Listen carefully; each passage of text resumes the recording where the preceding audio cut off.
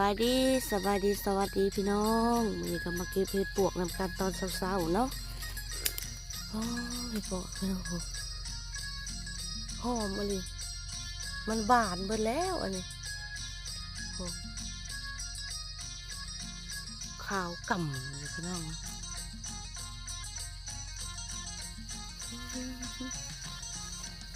แต่เสียดายเนาะโอ้ดอกบักใหญ่บักใหญ่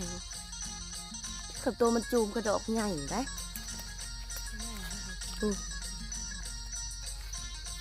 มากับแม่สนุยนะพี่น้องลกเอาแล้วหนาไปตาหน่อยโพดอ่ะเจ้าว่าแทนาโคก็สิออกเนาะโอ้ยาเตี้ยเลยไปเอาวานประกาศตัวจูมอยู่วะตื่นมันได้วานประกาศอ๋อ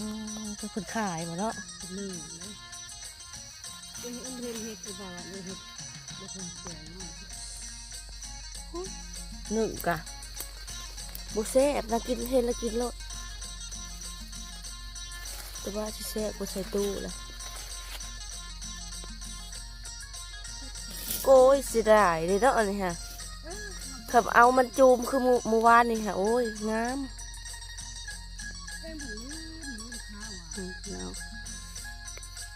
โอ้ลายอันนี้นะขับเอามันจูมนี่เห็นเลยเราไปหั่นเนาะนี่โซ่สาวแล้วผมนี่กระดอกง่าย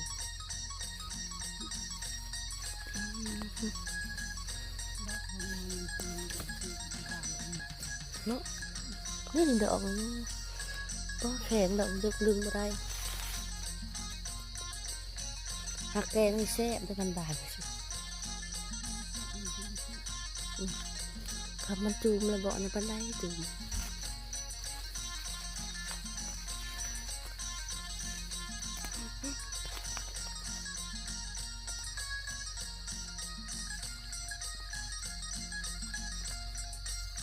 เหลาะซ้ายหัวเลยตัวจูมมั้ง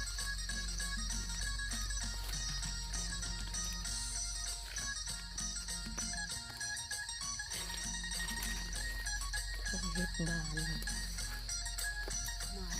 มานขนาด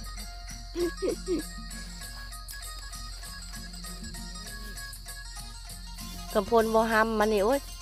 ยังงามอยู่เลยนี่มันชิคุไปเลยทางซ้ายหัวนะดูพี่น้องขาวกำ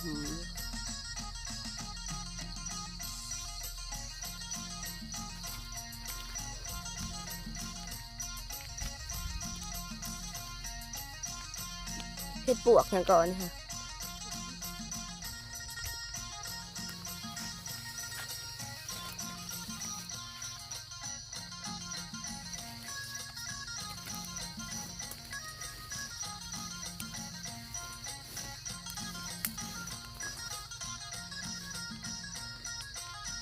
พ่ออย่างนี้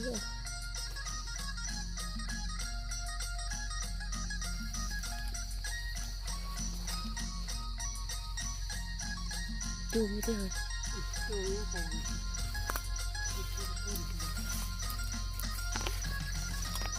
ก้าวเฮ็ดถึงออกถึงที่ที่ถึงได้ที่คนทำ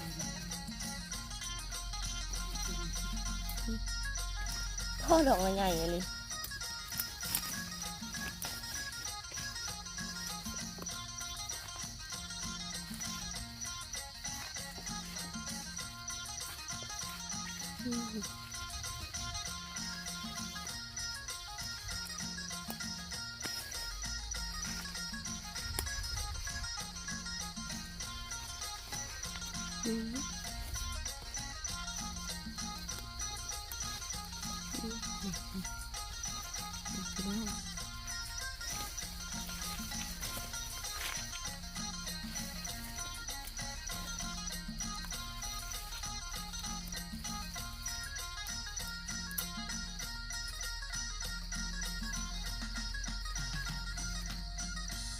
เต็มกระตามันออกแต่ละวาดมีคน หวานมันจูงหวาน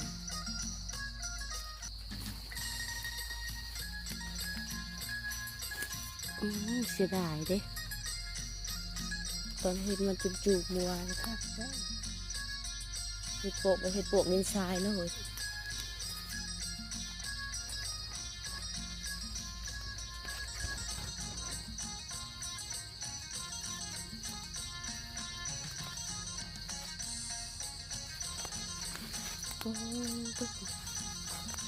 ขาวก่ำพี่น้อง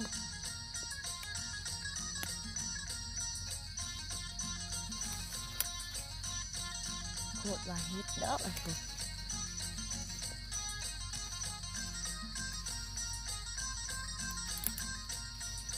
ฝนตกใส่มันเมื่อคืนมันก็เลยแบบบานแล้วมันก็บอกการมันก็อยากเข็มอะไรพี่น้องเลยดอกมันอยากอะไรเบิ้ลเลย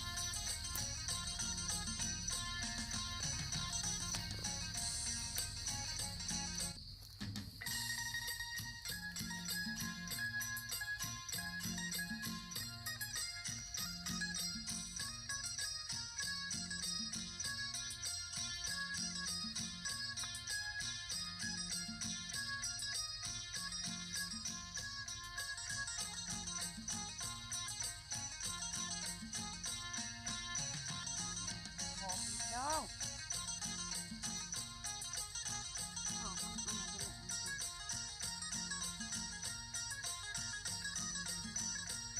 ทำบุญแรงวันเนี่ยป้านี่เลยมันวิดสูงขันแล้วเนาะ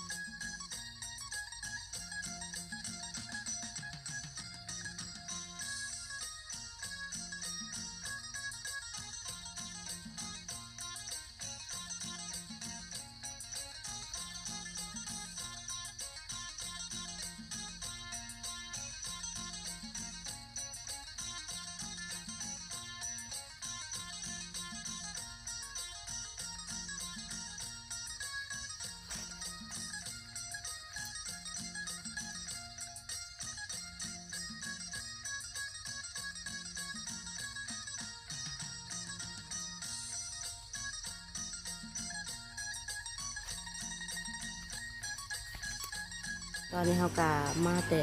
เก็บเห็ดปวกเนาะพี่น้องกาเห็ดปวกมันก็ไม่ได้ออกไกลหรอกนะมันออกในอันก้นตุงอีโผค่ะเนาะ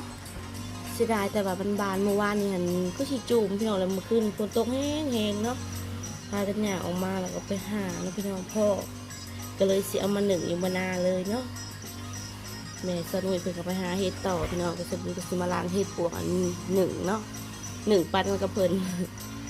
นี่เนาะโอเคเนาะพี่น้องสำหรับคลิปพาพี่พาน้องเก็บเห็ดปวกยามมื้อเช้าเนาะแต่ว่าบานเบิดฝนตกเมื่อคืนนี่พี่น้องเลย